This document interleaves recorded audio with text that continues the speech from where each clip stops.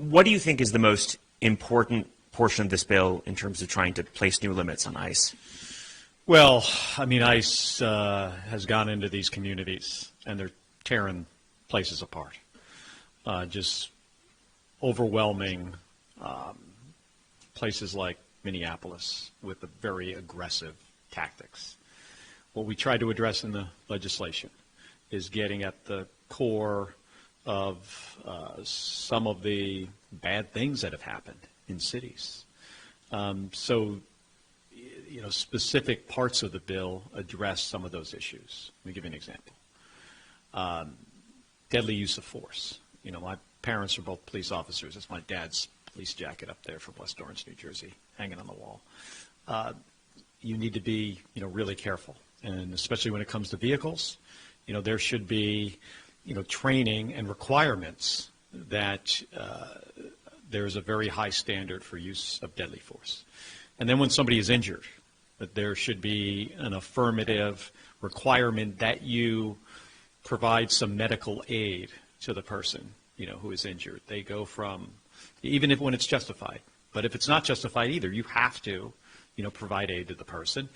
And then, you know, it's my view and others that when federal law enforcement officials aren't, you know, following due process rules and their training and standards, that the state can investigate them. That's what this legislation is about. And it's trying to get at some of the core issues that the community in Minneapolis is facing right now, but other communities have faced as well. Is it your goal that everything in this bill gets implemented as part of the DHS funding negotiations that are happening right now? Well, our goal is to get it passed. And, you know, I try to live in the real world. This is the United States Senate. Things, you know, often take longer than we want. But we want to get it across the finish line because there needs to be accountability. There also needs to be transparency. This Department of Homeland Security doesn't want to be accountable to the American people. It's clear in what Donald Trump has said and what the White House says frequently. They don't want accountability. That's not the way the U.S. government should be functioning.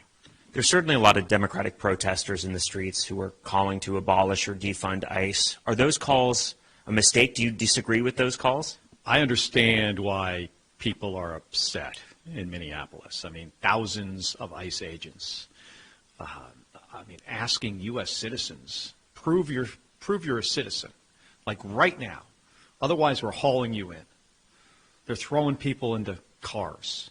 They're taking them off to ICE jail. In some cases, they're deporting people who are U.S. citizens, including veterans that have served. I mean, these are very, very aggressive tactics that are being used for no reason at all.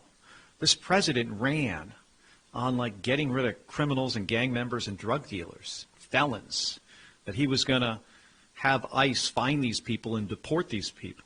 That's not what we're seeing in Minneapolis. You know, ICE's budget is currently, you know, it might be bigger than the U.S. Marine Corps. It's around there. That's way too big. We do not need a Marine Corps-sized army dressed up like members of the military. Aren't these folks at DHS, aren't they supposed to be police? I mean, look at that uniform for a second. That's what a cop should be wearing. You know, that kind of uniform is something that, you know, that doesn't scare people. They're dressed up as special operations forces, and they're intimidating the community. So there needs to be a serious conversation. Is this the ICE that we want as a country that looks like a paramilitary force? Or is it a police force that is enforcing immigration law reasonably against and trying to find these gang members and felons and drug dealers? That's the question. To that point, there have been activists who say, let's start over. Let's abolish this thing, rebuild it from the start. I mean, is that specific call to abolish ICE and rebuild it a mistake? That's not what I think we should do. I think we need serious oversight, accountability, and serious reform and serious discussions about the size of the force, the training they're getting, the people they're hiring. They're hiring so many people right now. I mean, you know, people are being fed these videos. I've seen some of these videos. You know, right? These, you know, people without the background and without the temperament, without the attitude, without the professionalism to do this job. And they're hiring thousands of them. And that's a mistake. What's your message to Homeland Security Secretary Kristi Noem if she decides to send ICE officers to Phoenix, to Tucson? That's her plan. We don't need them. We don't have a problem. You know, we're handling this. The city of Phoenix right now does not have the unrest of Minneapolis. It just doesn't. We don't want that coming to Phoenix. I mean, I say don't create a problem. They have created this problem. Now the president's talking about the Insurrection Act. He wants to invoke the Insurrection Act for a problem that he caused. Specifically, him and Kristi Noem caused this problem in Minneapolis. Do you think that the Trump administration, by threatening to invoke the Insurrection Act, is just turning up the temperature here? Well, I think it's not only turning up the temperature, it's like their playbook, right? Just today, an attack on First Amendment freedom of press rights through the Stars and Stripes, which is the newspaper for the military, a paper that I have read since 1986, and I still get a subscription to it today. And it's the news for members of the military, active duty, retired, reserve. They just went after that paper and the way they provide a resource to service members in a way that's an infringement, my view, an infringement on the First Amendment.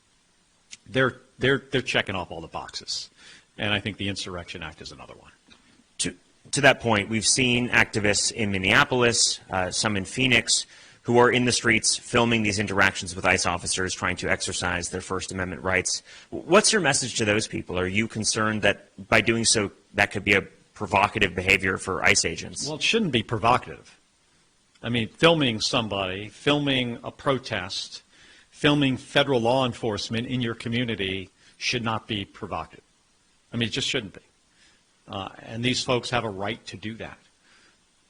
They don't have a right to interfere with federal law enforcement.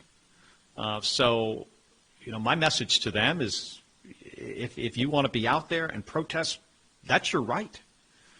It's also your right to film things. They can't stop you from doing that. At the same time, be careful, and don't interfere, with federal law enforcement. But my message for the federal law enforcement is don't step over the line. I mean, there are rules. You just can't use deadly force against, somebody who is peaceful. And, you've got to err on the side. I mean, you're the one with the gun, right? I mean, I know this from my parents. There is a huge amount of responsibility that every police officer takes on by carrying a weapon in the community. And they've got to protect the public. They shouldn't put themselves in the situation where then, they suddenly feel they're at risk for a step they took, and then they decide to, take a few shots at somebody. That's a mistake. I want to pivot briefly, your ongoing legal feud with Secretary Hegseth. Are you confident the courts will rule in your favor against the Trump administration? Hey, the First Amendment, the Constitution, is on my side. I said something that was in the Uniform Code of Military Justice. I restated the law. They didn't like it. Donald Trump said I should be hanged, executed. Pete Hegseth is going to prosecute me and says he is going to, he already decided, by the way. I mean, he's posted this a number of times, including just this week. He made a decision that he's going to reduce me in rank, a rank that I earned from over 25 years of service to this country, including flying in combat, flying in space on the space shuttle. I left active duty 15 years ago, and his intention is because I do not support this president and because of something I said that was lawful, that he's going to reduce me in rank. He was tweeting about it this week. I don't know if you saw that. He said something about it. He is an unserious guy, and this is a serious issue.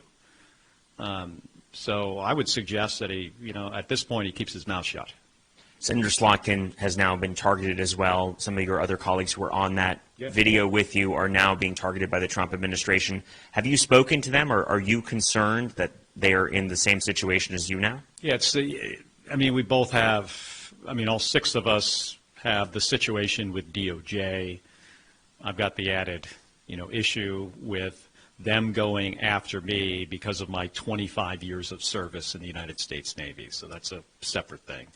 And yes, I do, occasionally speak to them about it. Just want to ask you one more question about your new bill. Is it your hope, though, that there are additional safeguards included in the Department of Homeland Security funding package, things like requiring face masks not be worn, body camera footage? Absolutely. Well, why? They're dressed up as special forces operators in the military, no ID, and they're wearing masks. Do we really want this Army, essentially, coming to communities across the country and basically terrorizing people? That doesn't make any sense. That doesn't make Minneapolis or any other community safer. It just doesn't.